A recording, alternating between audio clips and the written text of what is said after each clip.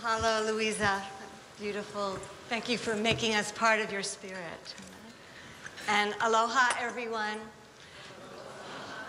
It's truly an honor and a privilege and a huge joy to be here with you, exploring these sacred portals of life, love, grief, and what do these have to do with you in your totality as a human being and in your specific roles as helping professionals, clinicians, nurses, doctors, as social workers, as grieving families, as a human being on planet Earth this time.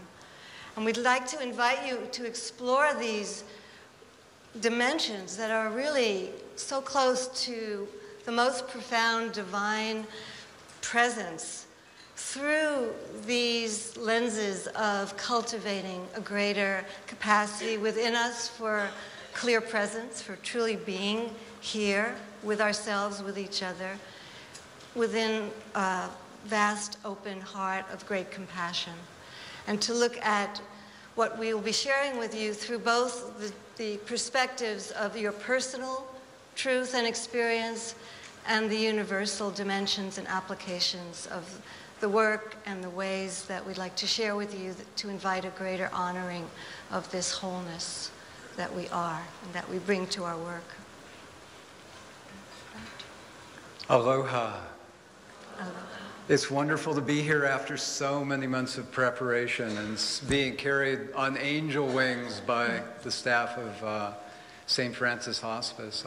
I just want to begin with a moment of honoring the compassion and the caring that's here in the room and the spirit that draws each of you to come from Maui, from Seattle, from the other side of the Pali.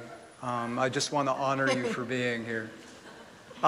We live in North Kohala on the Big Island, right across from Kaupo. We actually are high enough we can look in through Kaupo Gap and see the pukas inside the Haleakala from our place, and the waterfalls in Kipahulu on a clear day. It's amazing.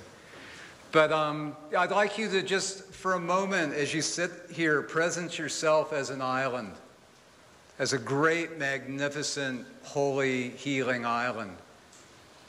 And feel the uniqueness of your stature and your form and your topography and all of the attributes that make you extremely you in all of your magnificence, your personality, your individuality. And I'd also like to invite you to feel your deep roots below the ocean, with the earth, and some mysterious common substrate that gives life and breath to us all.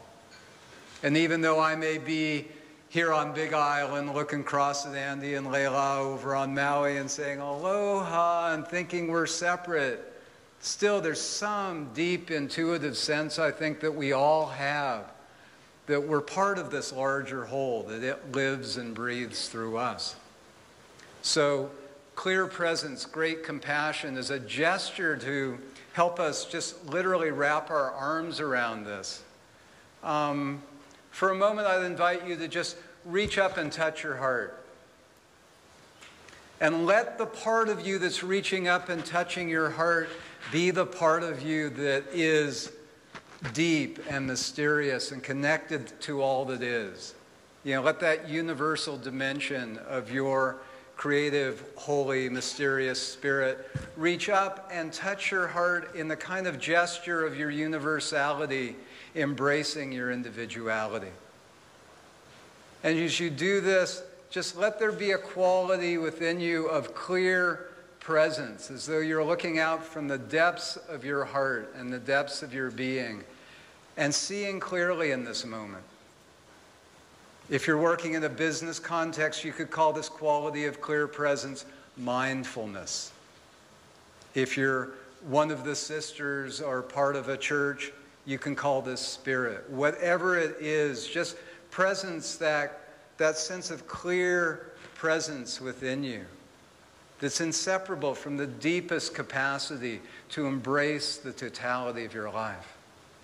And as you do, as you are touching your heart in this way, we invite you to bring, if you like, a gentle smile, a tender smile that you hold in your heart, a smile of mercy and compassion that allows you to keep your heart open to yourself, to each other, to whatever the flow of your experience is.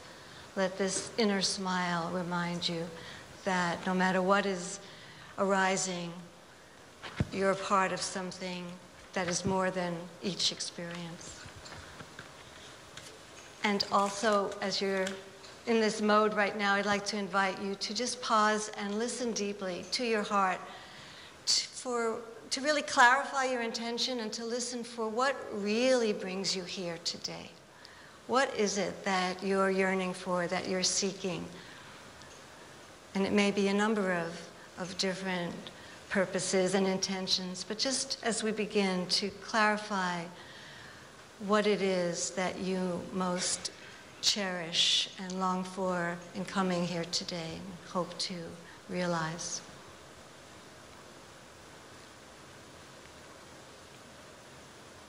And notice how your inner knowing discovers what's true for you, all the memories, the experiences, the intuitions that bring you to be here today, all of the aspirations you hold in your heart, the factors that lead you here. And as you arrive here in this moment, also set your intention for the quality of presence that you wish to bring to this day, the quality of listening. It's a smorgasbord of brilliant, useful ideas. As you approach this feast of possibilities, just adjust your intention for how it is that you really wish to be here today, and the yearning and the prayer that may be present in your heart. And then for just a few moments, maybe just a minute each with the people at your table, just give voice briefly, maybe not all of the volumes of truth that you could speak as you touch this truth, but just offer a glimpse to each other of why are you here and what's your intention or your hope or your heart's prayer for this day, and just deepen the connection with your little table ohana here as we begin, okay? Just as a meditation, as you do this, of deep listening and deep connection, listening into each other's intentions, affirming that. Okay, mahalo to all the people at your table for listening so deeply. And if you didn't get to everyone, if you were going around, didn't quite get there, hopefully there'll be time over the course of the day to make connection with each person here. Pause for a moment again, okay? And reach up and touch your heart. And activate that quality of clear presence again. And as you do, blend that quality of clear presence with the great compassion by gently smiling with a sense of mercy and compassion that you hold in your heart. And as you do, just let this clear presence embrace the flow of your experience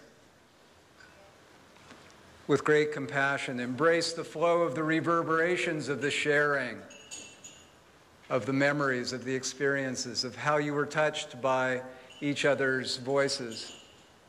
And whatever it is that you find here in the field of your experience, just as you breathe, draw it clearly into a sense of focus within this place of clear presence. See it for what it is as it changes and flows and morphs, and let it go with great compassion. That's really the gesture of today. You know, you could probably do a hula of clear presence, embracing the flow of experience with great compassion, with great gratitude.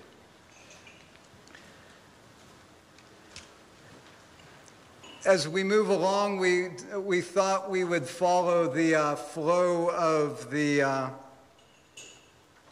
conference title of Life, Love, Grief, and You. So, life, the preciousness of life, the gifts of life, it emerges, it's fragile, it's precious, and it flows on.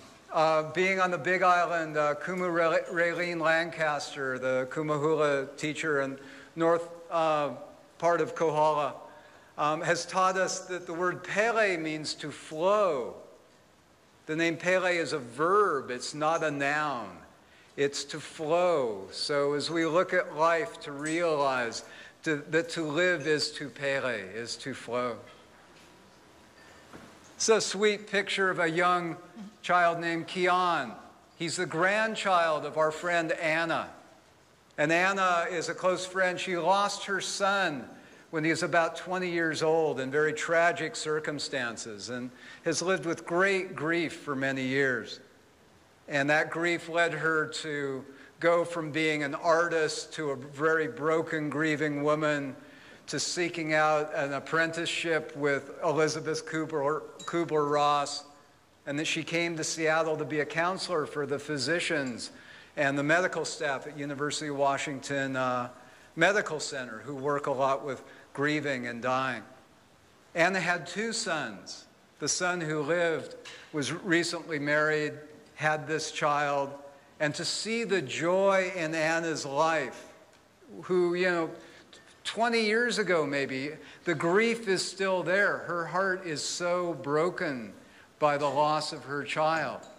She'll never recover from that.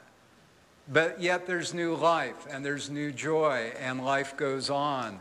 And she's so cracked open that she can sit in the fire with other people that are grieving and presence, a quality of presence and great compassion that's pretty unequaled to somebody who hasn't had that kind of loss. But try this. Reach out for a moment and hold everything in your life that you're grateful for. Maybe reach out with both hands. We need both hands, okay? As though you could reach out and touch like this burst of orchids, just all the precious people and moments and experiences and faculties that are part of your life. And for a few moments, just join me in a meditation on gratitude. And one by one, just choose one of those flowers, those gifts that you're grateful for, and draw it into your heart.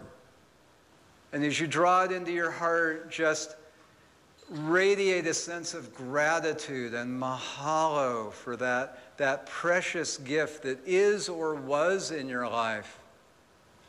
And then let it flow. And then see what else comes to mind, another person, another gift in your life. Just go through a sequence, a whole mala, a whole bouquet of contemplations of gratitude here, just breathing each quality or person into your heart, holding them tenderly there for a moment with gratitude, radiating your blessings and your thanks to them, holding it there as long as it wants to stay, then letting it go and welcoming the next guest who may arrive,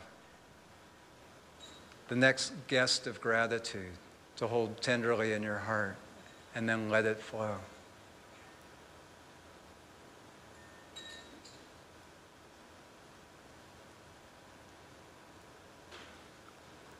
So reaching out and embracing all in your life that you're grateful for. Imagine now that you can transfer all those things that you're grateful for into one hand. And see how many of those things that you're grateful for are still physically present in your life. And how many of those have changed or flowed on or are no longer physically present.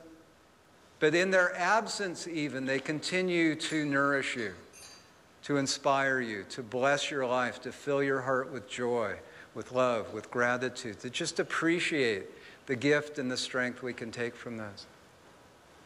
At one point, Michelle and I had the great good fortune, kind of unreasonable, to spend a year on a silent contemplative retreat. And I remember going to the teacher who guided that retreat at one point, and I said, if I send a prayer to Michelle in the next room, her little meditation cell here, or I send a prayer to my mom in Seattle, or I send a prayer to Louisa in Honolulu, or a friend on the moon or on Venus, does it take longer for the heart to reach to the people that are farther away or not? And he just laughed at me and basically said, look, kid, at that level, it's superliminal. It isn't about time and space at that level. The heart is connected to all. So let us appreciate that. And in the spirit of flow, Emerson reminds us, nature ever flows, never stands still. Motion or change is her mode of existence. To realize we're all like whirlpools in a river of ever-flowing water. We're not stuff that abides, but dynamic patterns that perpetuate themselves. Our very nature is to change and to flow. So as you sit there in that space of clear presence, gently smiling with great compassion, embracing the flow of your life, just feel, experience how each moment another wave of sensations or thoughts or feelings breaks on the shore of your life, flows in the river past your clear presence there, comes through the stream of your being, is clearly seen, and vanishes like a handprint in water. And just see if you can at least touch and affirm the courage and the strength and the capacity you have to live in a way that is streaming and that is in flow rather than fixation. To be in the true radiance and flow of your being. And I'd like to just offer a little simple, profound tool that is, if at any moment today, as you're practicing the fine art of being in the radiance of your flowing, dynamic whirlpool being, if any moment you notice that you go into fixation and apparently freeze that flow, just gently, tenderly reach up and touch your heart and go, ah. Activate that smile again and come back into this space of clear presence, embracing the flow of your experience with great compassion. We're fortunate, Hawaii is so blessed to have a reasonably intact indigenous culture, to have traditions of people that are welcomed here from all over the world, where a deep sense of spirit is so present, where meetings are opened with a pule. We're reminded of the sacredness of the breath. As you breathe right now, just contemplate that as you breathe in, the oxygen and nitrogen absorb, but the argon molecules just dance around in there and don't absorb. And as you breathe out, trillions of them flow out to be shared and circulated amongst us. And our lives and our breath intermingle and interweave. And in this breath that comes into you now, in this moment, there's probably about 13 molecules that you breathed in a breath a year ago that have been widely shared, but they're coming home to visit. So bless them for a moment and pass them on. Just appreciate this incredible interweaving of our lives.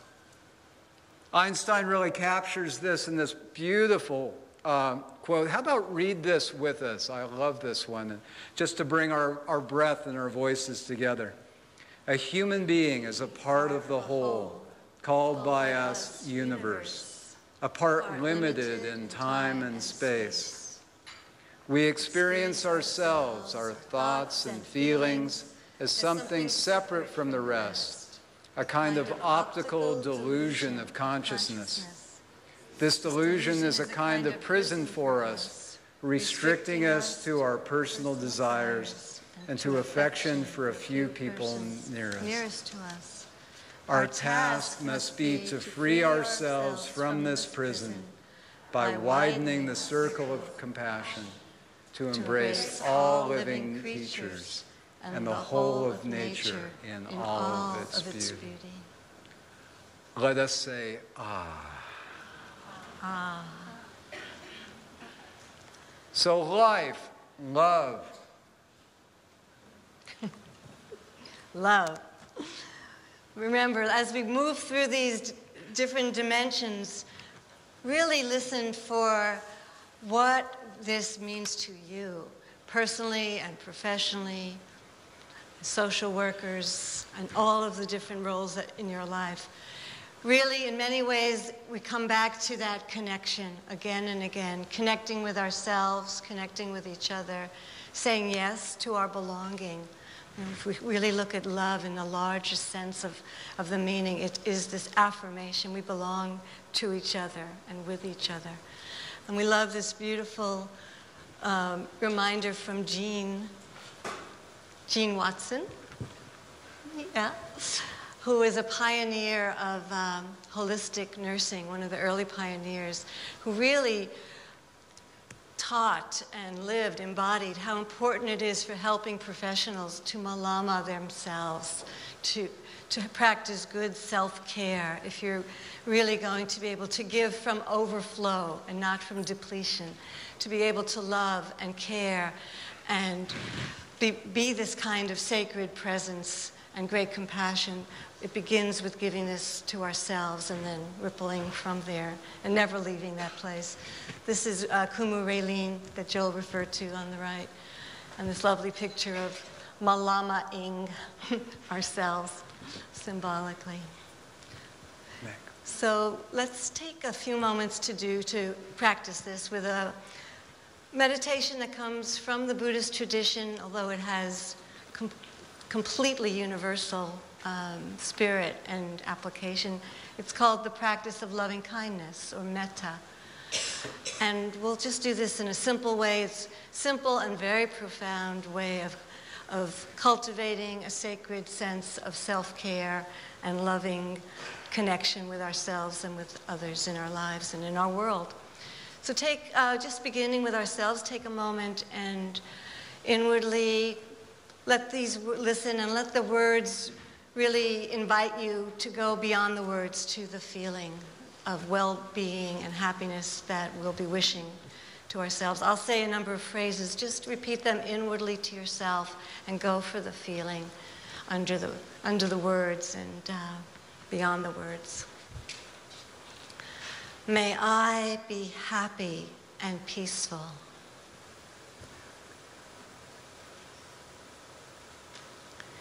May I be free from suffering and fear.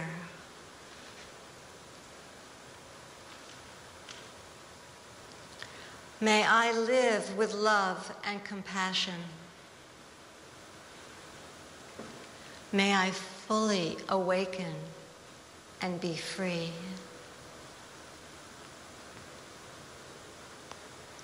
And now begin to just expand this radius and radiance of compassion, loving kindness, and consider or bring to mind, heart, a loved one, present in your life or past, someone who comes up for you when you think of someone that it's easy to send and wish loving thoughts to and for.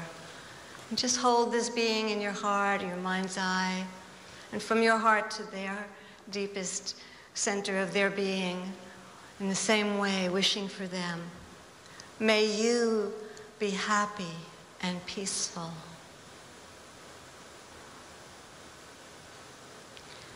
May you be free from suffering and fear.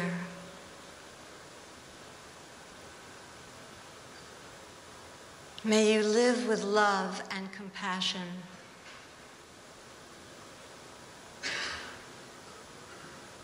And may you fully awaken to the light of your true nature and be free.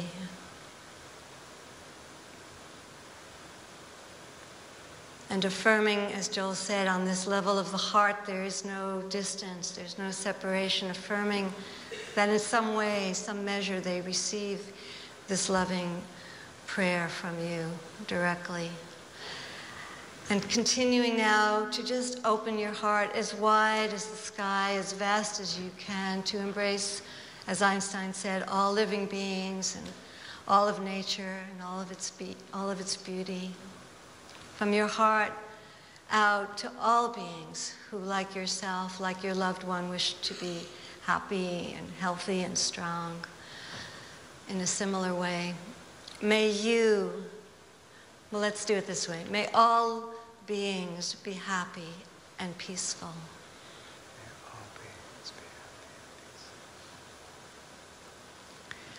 May all beings be free from suffering and fear.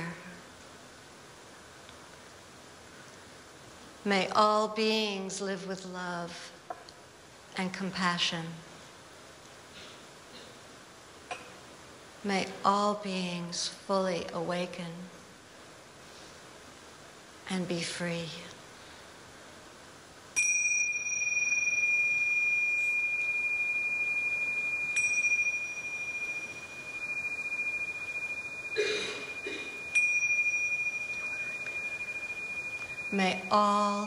May I, we, and all beings be happy and peaceful. Let's do it out loud together. May I, we, and all beings be happy and peaceful. May I, we, and all beings be free from suffering and fear. May I, we, and all beings be free from suffering and fear. May I, we, and all beings live with love and compassion. May I, we, and all beings live with love and compassion. May I, we, and all beings fully awaken to the light of our true nature and be free. May I, we, and all beings fully awaken to the light of our true nature and be free.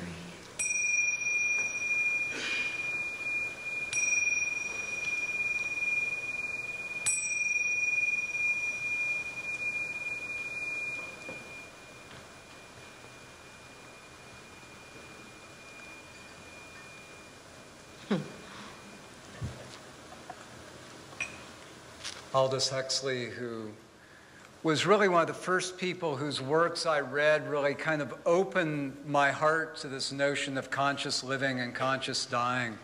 He and his wife Laura, their works, so inspiring. Beautiful book that Laura wrote of Aldous' passing called This Timeless Moment.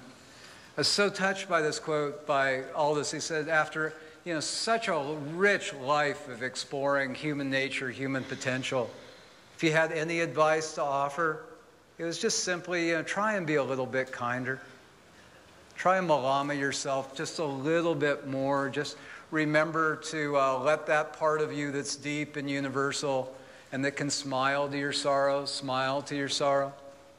It's a beautiful classic piece from Thich Nhat Hanh where he said, suffering is not enough. Suffering is not enough. Life is both dreadful and wonderful. Smiling to ourselves means that we have sovereignty over ourselves, that we are not drowning in forgetfulness. You may ask, how can I smile when I'm filled with so much sorrow? It's natural. You need to smile to your sorrow because you're more than your sorrow.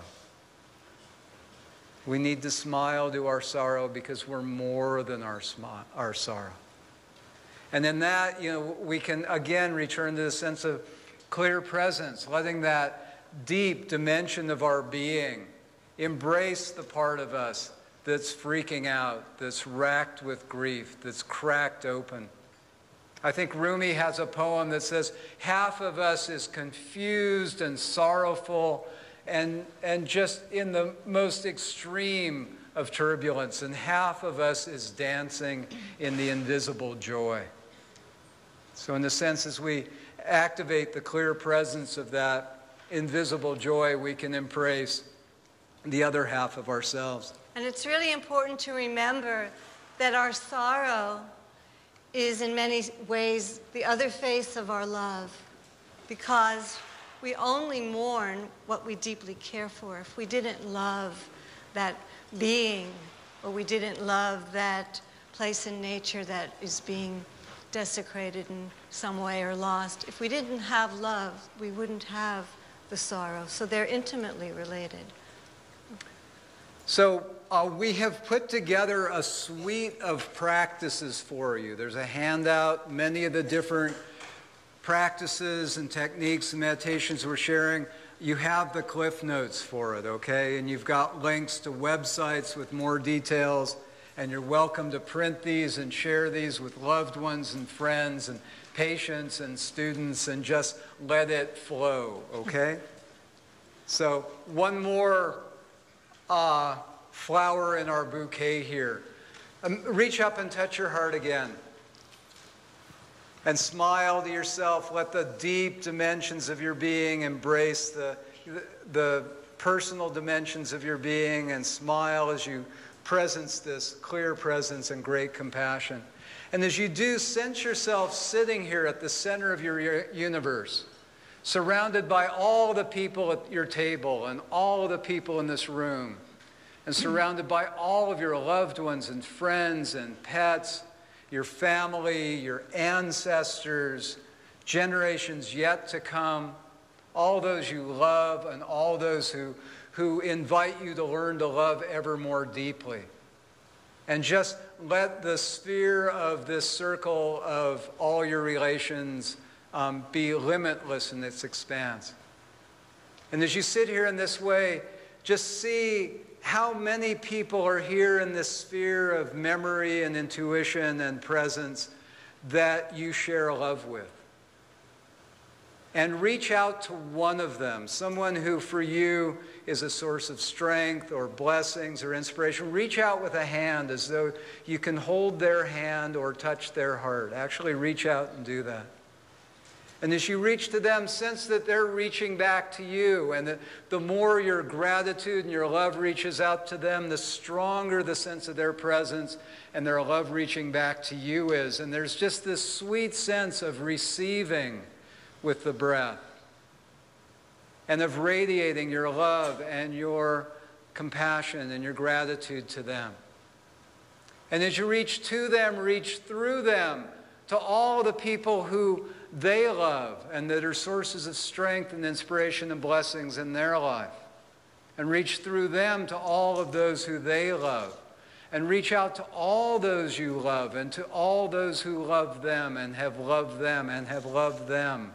And sense yourself infinitely, deeply connected and networked with these cascading streams and rivers and deep flows of love and wisdom and blessings that come to you from ancestors and lineages and relations of the far and distant past and many different places in the world, all being received into the clear space of your own presence as your gratitude and your great compassion reaches back to all of them.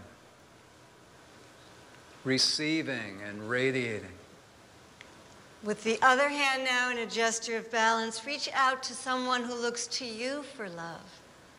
Maybe a family member, a patient, a child, a parent, a pet, a student. Reach out to someone who looks to you for love, knowing whether you know it or not.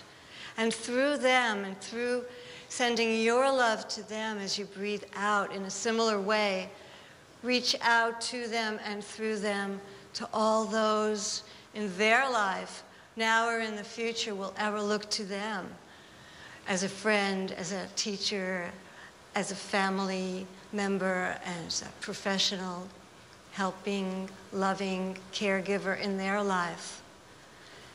Receiving the love of those who fill our hearts with their care, and radiating the love from your heart in this limitless way, in this vast circle of interconnections that we are part of. Receiving and radiating with each breath, feeling yourself part of this large and ever-expanding circle of loving kindness, care. Receiving. Radiating.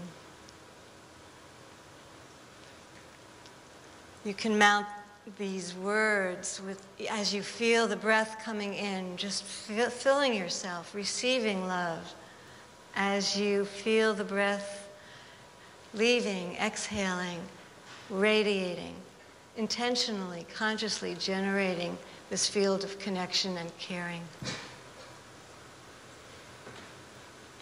And once again, I'd invite you to reach up, look into your heart, and just for a moment, as you gently smile, just feel the gifts of that practice. What it opens in you, what it affirms in you, what it stretches you toward realizing ever more deeply. You know, most of us, I think, have lived pretty focused on getting our islands together, having a strong identity, a sense of our own personhood, getting our act together, being responsible. But some of us have also been fortunate to cultivate a deeper intuition for the dimensions of us that are connected with all of our relations and all of our dimensions. And these practices are just invitations for us to remember, just in the same way if I were to say right now, toes, feet, can you find them? You have two of them. Are they there? You know? And how many of you in that moment are able to actually feel your feet and your shoes or wiggle them? Raise your hand. Put it up high. How many of you a moment before were not aware of your feet? Okay? So the same thing with these practices. They're just saying, you've got deep roots. Find them, remember them, bless them, celebrate them, live in a more fully embodied way, and celebrate that. Part of my background professionally was that I ran a pain management center and did early days of hospice training when that was just emerging. We were doing a lot of work with Stephen Levine and Ram Dass, and Stephen and Andrea Levine and Ram Dass and Joan Halifax, Elizabeth Kubler-Ross, doing a lot of that early work. So I was doing a lot of work with people who were dying, people who had a lot of pain. And one of my patients, one of my really dear patient friends, beloved friends, was a woman named Jenny, who had been in remission with breast cancer for many years, and I was working with her to keep her stress at a reasonable level, which she did really well with. And sometimes when she wasn't feeling well, I'd do house calls, and we'd sit in the garden and do meditations together. And Jenny's cancer came back at one point, and she was in the medical center across the street from where my office was. And I came into the office one day, and there was a message from her asking if I could come visit her on the oncology ward. And I went over to meet her, and she said, I just need to give you the gift of my experience last night. She said, the story goes like this: I was suffering greatly and feeling a great sense of loneliness and despair and isolation and hopelessness and a lot of self-pity. And my body was racked with pain. And I remembered that meditation you taught me of taking and sending, of Tonglen, which many people here know and which I'll describe and then we'll do. And she said, I started to, as I breathed, gather my suffering and pain and loneliness and into my heart and let that pain dissolve into my heart and break my heart open, that I could source a deeper level of compassion to send back to myself, to comfort myself. So breathing in, drawing in the suffering into my heart, letting it break my heart open to send waves of compassion and peace and well-being to myself. And as I was doing that, the woman in the bed next to me started to cry. In fact, as I'm telling the story and remembering it more clearly, the woman in the bed next to her in the room, another bed there, started crying, and that touched Jenny's heart, and her heart opened to reach out to that woman's pain, and she started to breathe in her pain, her personal pain, and the pain of her roommate, and send compassion to herself and to her roommate. Pardon me for not getting it straight there. So she's communing with, drawing in the suffering of both of them, sending love and compassion to both of them. And then Jenny realized there are other people suffering in this hospital on this floor. And her heart reached out to them, and she started drawing in their fear and pain and suffering and sending healing energy and light and compassion to the other people on the oncology ward, and then to the people in the other wards of the hospital, and then expanding to people suffering in other hospitals throughout the city of Seattle, and then to people in cities beyond Seattle who were suffering in hospitals and hospice beds. And her heart and the waves and the scale of the meditation kept expanding and expanding and expanding, so that she was communing with the sufferings of all beings, letting them open her heart to a deeper dimension of her being from which the universal heart of compassion could string forth as a gift, as an offering, as a blessing. She said, after some timeless period of engaging in that communion with my suffering that opened my heart to the sufferings of all, I came back to myself. The pain was gone. The fear was gone. The agitation was gone. And I was in a state of great peace, great bliss, great connectedness, great grace. She said, I wanted to just be able to gift you with this story, that you might be able to share that with others someday, once I am gone. So for a moment, just looking into and reaching up to your own heart, I invite you to scan through your mind and body and field of relationships, and for a few quiet moments, just listen for any whispers or screams of pain or suffering or disturbance that may be present within you. And as they call your attention, which is what pain is meant to do, it says, listen to me. Wrap your heart around those energies or those feelings and draw them into your heart.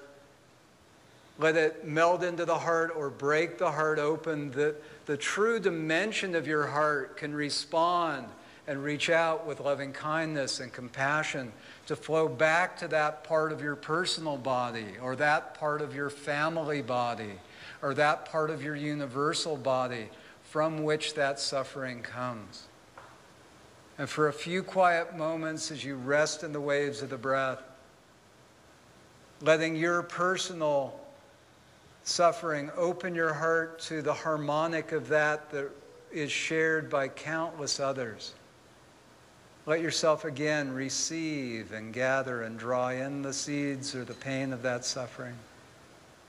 And let open your heart to radiate compassion, comfort, ease, light. Taking in the pain or the seeds of suffering, allowing it to open your heart, your limited sense of self, to a more universal dimension. And from this open heart now to send back whatever would be the healing antidote to this particular kind of suffering, whatever would bring greater peace or healing for you and beyond yourself, to others who are also experiencing or may ever experience this particular kind of pain or suffering.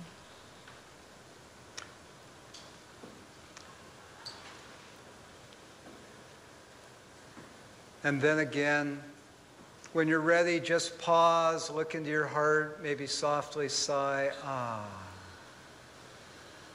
Let it integrate, just rest in the afterflow of that particular practice and notice the gifts, the teachings, the invitations that is for you to affirm the breath you share, the body you share, the suffering you share. And to universalize the personal, to let your fear bring you into solidarity and connection and compassion with all who have anxiety or fear, or all who have grief or sadness, or whatever it may be, just to open the doors of your heart in that way. And it's very important when you do this practice, when you breathe in the pain or the darkness or the fear into your heart, that it's completely dissolved. It's not like you're taking it on and carrying it and carrying others' pain. You're bringing it in. It's like flicking the light switch when you enter a dark room and all the darkness is instantly, totally gone, totally dissolved, transformed. It's like breathing in the fuel for this fire of transformation, and it's completely burned up and transformed into light or warmth or healing energy. One of our teachers calls this Hoover vacuum cleaner meditation. And another translator calls this, really the practice of being an entropy transformer. I know for us, when we go to visit a friend in the hospital, oftentimes the moment we pull into the parking lot, we'll start this practice and just start working the field of all of the anxiety and the fear and the pain and the stress that's present in the medical center, in the staff, in the patients, in the families, and just start to open our hearts to it and just generate tsunamis of light and love to steady ourselves and to also just be shared by all along the way. There's this beautiful archetype that's embodied in the archetype of the angel of universal compassion of Kuan Yin, Chenrezig, Avalokitesvara. To me, I really think of Christ in this spirit. It's like the mission of the church. We've done a lot of work with St. Joe's and the Sisters of Charity, and now with the Sisters of St. Francis, and it's the sense of doing the healing work of Christ.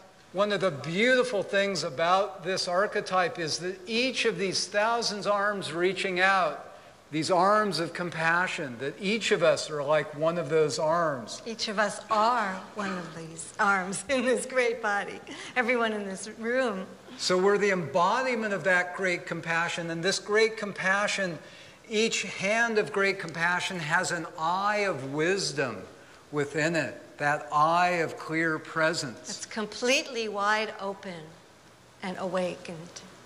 So it's that clear presence that's able to really be with ourselves and the people that we're with, to keep the dimensions of our intuition and our perception wide open to really get what's going on in the deepest way, that compassion can manifest as our words or our hands or our compassionate field reaching out. So I'd just like to invite us as we embark into this conference today to look upon each other as emanations of this great being of compassion. And let your reaching out, let your compassion be guided by your wisdom, by your clear presence and your deep seeing and your clear listening. This quote spoke to Michelle, and I just snuck it in here without telling her, so it's appropriate here. It's as if God planted a great big kiss in the middle of our spirit, and all the wounds, the doubts, the guilt feelings were all healed at the same moment. The experience of being loved by this ultimate mystery banishes every fear. I think ultimately the love that we presence in a relationship with a loved one or a patient or a parent or a pet, it's something in the magic of that relationship that opens us to the experience of love. When that relationship changes, when that person dies or leaves the field of our perception, what they have opened us to in terms of the love still remains and can never be taken from us. And I think that's really the gift and the mystery that so much of this presence is for us.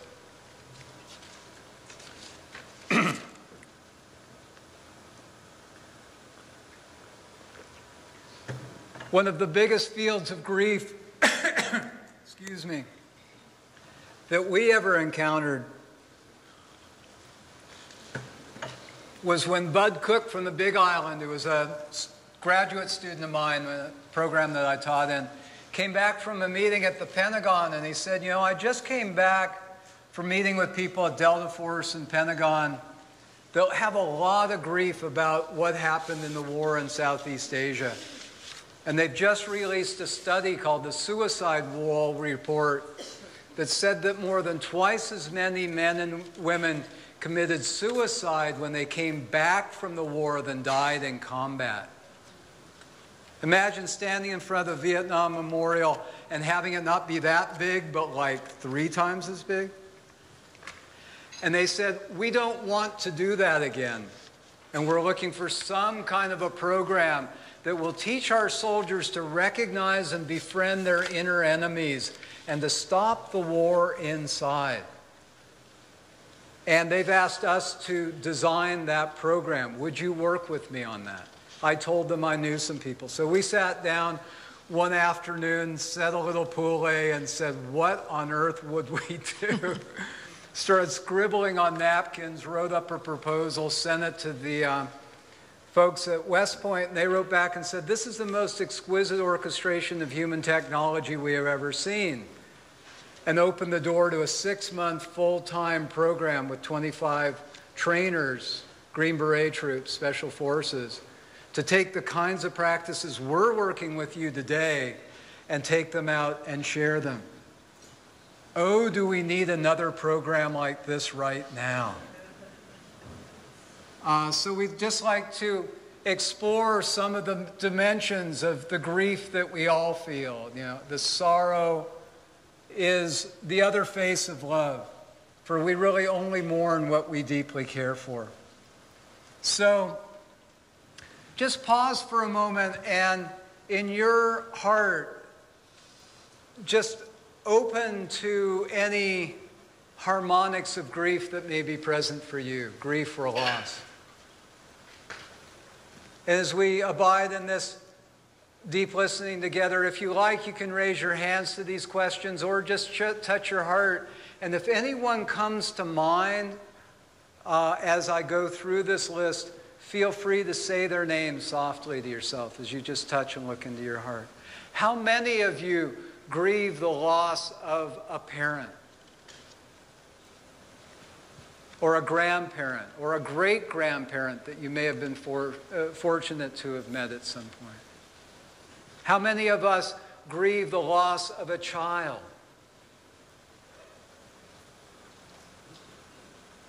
How many of us grieve the loss of another relative or a loved one, an auntie or an uncle who was really a special part of our life?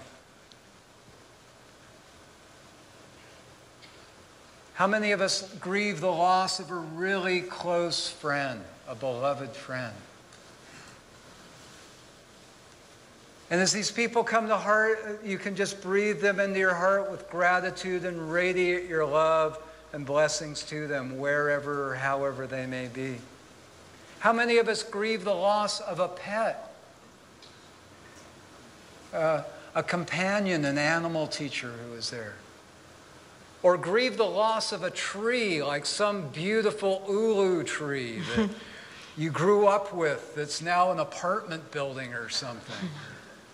Or grieve the loss of a forest or a valley or a stream or a beach, a place in nature that was precious to you. How many of us grieve the loss of a dream that we thought was a viable dream, but now seems pretty unrealistic, unlikely to happen? Or a faculty, a capability we had, physically, mentally, emotionally, that's no longer as available for us as it used to be, and there's some sense of loss or grief and needing to wear glasses or use a cane or whatever it may be.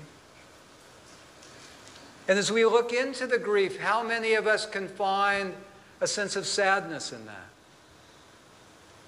Or a sense of loss? Or a sense of fear?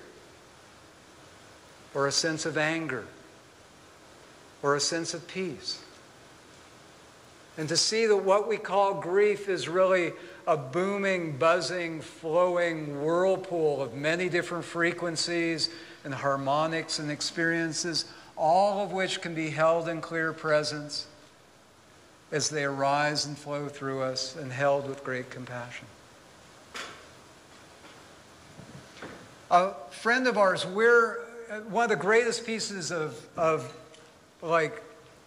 anticipatory grief I encountered was a conference last year on the state of the world and climate change and all of that. We met this wonderful man named Glenn Albrecht. I wish I could pull that down. He's an Aussie. And he coined these two wonderful words that I just want a presence here because the Aina is so precious to us here in Hawaii. Solophilia, the love of and responsibility for the Aina, a place, a bioregion, planet, and the unity or lokahi of all interrelated interests within that. And solastalgia, the pain experienced when there's a recognition that the place where one resides, that one loves, is under immediate assault, a form of homesickness one gets while one is still at home. To just appreciate that we live in a time where there's so much in the world that is being shown to be unsustainable and is melting down and is being seen to just be folly. And as those old systems fall away, there's this great sense of loss and turbulence and disturbance that's inviting us to become even more strongly connected to this sense of clear presence and great compassion, that we can presence that possibility for others who we share our lives with. So to appreciate that every personal loss we have in our lives opens us to a great sense of loss that's universal in proportion. Our personal griefs about individuals, if we go deep enough into them, can overwhelm us by a sense of how great the pain is, how deep the loss is. And at the same time, invite us not to pathologize it, not to apologize for it, not to go dull or numb, but to just let ourselves be opened by it in a glorious way that opens us to an even deeper quality of presence and great compassion. These times are going to work us hard, I think. And the more we can find a sense of community and friends and ohana and the circles to sit in and the communities to be a part of that give us the strength to embrace the realities of these times, I think the more blessings we will find in them. Sometimes I go about with pity for myself, and all the while great winds carry us across the sky.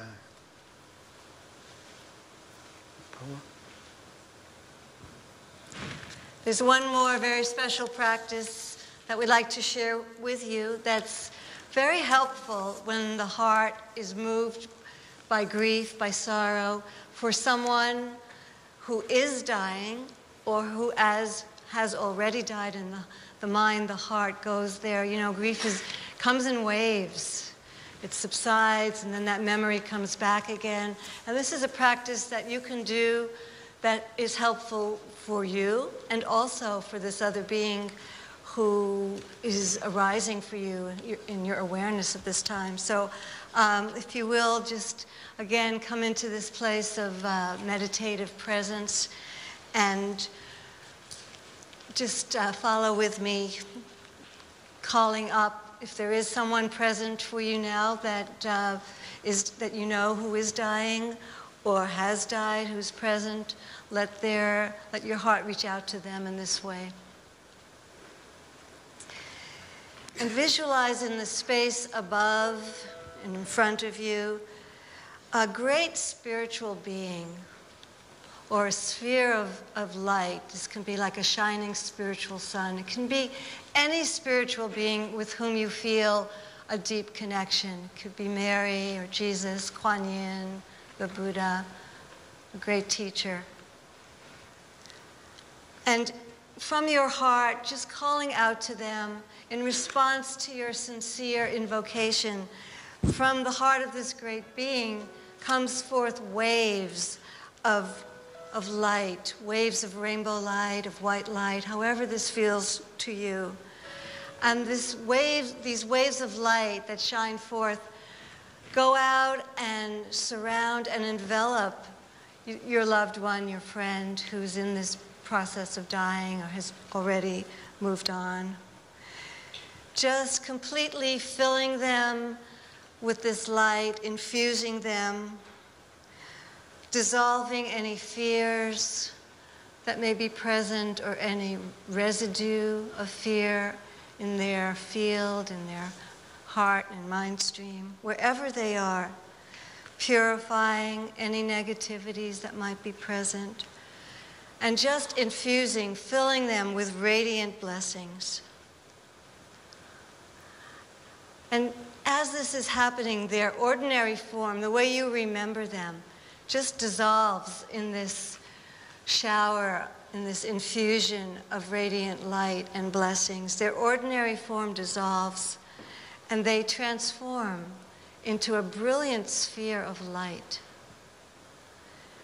This brilliant sphere of light is now drawn into the heart of this great compassionate being, this great spiritual being, like this, just merging with the heart of this great teacher, this great being. And dissolving into their heart, they merge and dissolve into a realm beyond all fear, beyond all suffering, a realm of absolute peace, purity, and bliss. And this practice can be done many times. Whenever the memory, the presence of this person arises within you, to just call out to this great being of light from their heart in response to your prayer, to your calling. These waves of light go out, shine forth, and surround and purify and bless and draw in, transform this loved one into their own being, into the heart of their hearts, and transfer their consciousness, transfer them to a place beyond all suffering and pain. This is a beautiful practice because any time when the mind goes to someone who's died or who's dying and we're just in the what do I do sort of mode, it gives really a jewel to bring coherence to your state and to organize your clear presence and your great compassion to really embrace them in this very tender and helpful way. So life, love, grief, and you. Who are you? What are you? You know, we live on Big Island, and there's this strong astronomical presence there. And we're one of the lectures at Keck Observatory with the astronomers, and he's giving this talk, and he says, you know, only 4% of the universe is anything we can even measure. Reach out, hold that 4%. And the other 96% is dark matter, dark energy, i.e. mystery. We can name it, but we can't measure it or describe it. Of that 4%, 0.4% are atoms and molecules and anything that has mass, and the rest of it is gas and dust. So if you are like 0.4% tangible, what about the other 99.6% of you that's sitting in there in the chair, manifesting clear presence, smiling to itself with great compassion? Who are you? Martha Rogers, who is one of the real pioneers in bringing like a deep kind of cosmic spirit into nursing, said we're irreducible, indivisible, pan-dimensional fields of energy. Florence Nightingale said we're a reflection of the design with physical, metaphysical, and intellectual attributes. Hopefully from today you'll have a sense that you're also clear presence and great compassion and the stream of experience that moves and flows through you, changing moment by moment by moment. Let this sense of clear presence and great compassion be the wings that you fly on today. And if you like them, really fold these more deeply into your life, nurture and care for them, that these wings might grow strong and carry you far. And as you kind of pass by the chrysalises of other awakening beings, as you see the monarchs do here sometimes, they'll fly by the little ones that have just crawled out and said, hey, check it out, you can do this. Come along, give it a try. You know, I think those of us that hover at the bedsides and in the waiting rooms with people, you know, our work really is to manifest a clear, deep, bright, compassionate spirit, that people might find some faith and resonance with those dimensions within their own being and presence those more fully. And I really pray that this day may invite all of us to really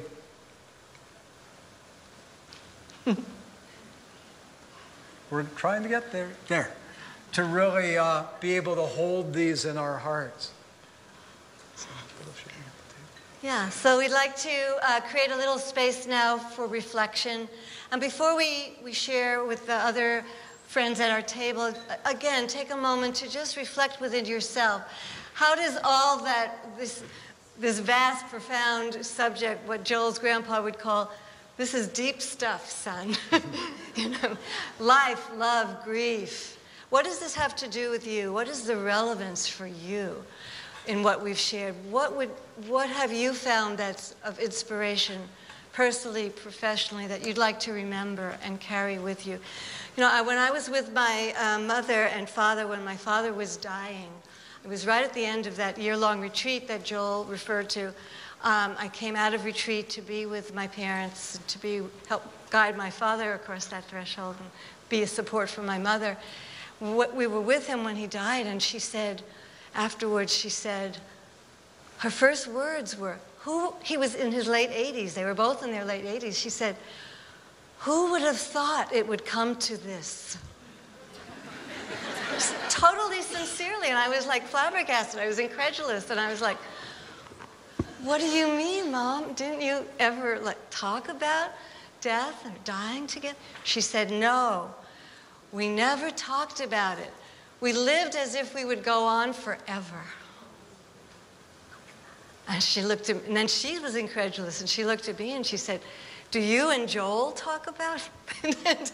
Do you talk about it? I said, yeah, we talk about it all the time. And it was like these two incredulous beings meeting each other. But it actually turned out to be, you know, an amazing opening for her and for us in our relationship to be with, to open, to confront this dying together, to talk about it, to have made this journey with him. And amazing amount of healing. And I can say for myself that the relevance that it has for me was coming out of this retreat and really having cultivated for so long a quality of clear presence and great compassion that I could really be there for my father, for my mother, for the whole family, even for the medical staff and the hospice nurses and workers who came into the field in a whole different way than I would have been if I was scattered and frazzled and you know, not really having brought a quality of sacred presence that had been cultivated. So from my own experience, I know how valuable and what a big difference it made that I care so deeply to want to share that with you. So I'd like to, again, thank you for your clear presence, your attention, and your caring and being here, and just to ask you to reflect again with the folks here at your